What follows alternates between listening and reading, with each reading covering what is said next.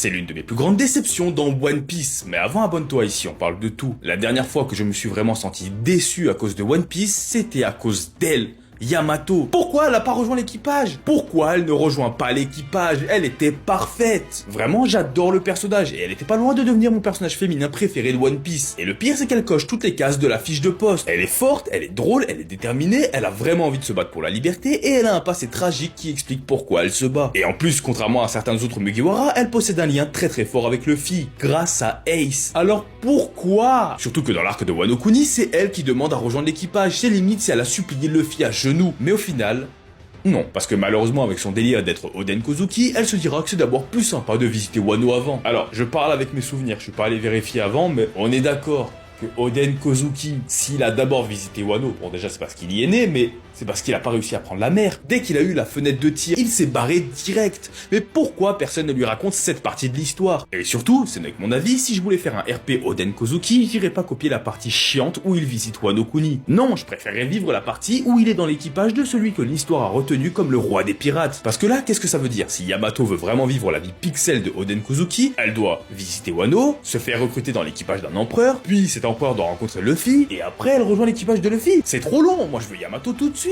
Vraiment, vous imaginez pas à quel point j'étais dégoûté, elle aurait tellement bien collé à l'équipage de Luffy. Et dans le chapitre 1051, quand elle clame haut et fort qu'elle rejoint les Mugiwara devant eux, j'étais vraiment heureux, mais vous imaginez pas à quel point j'ai célébré pour rien. Mais malheureusement, on peut pas avoir tout ce qu'on veut dans la vie, et il faut l'accepter. Est-ce que selon vous, comme elle l'a dit, elle finira par rejoindre l'équipage tôt ou tard, ou est-ce que ça n'arrivera jamais? Dis-moi ce que t'en penses en commentaire.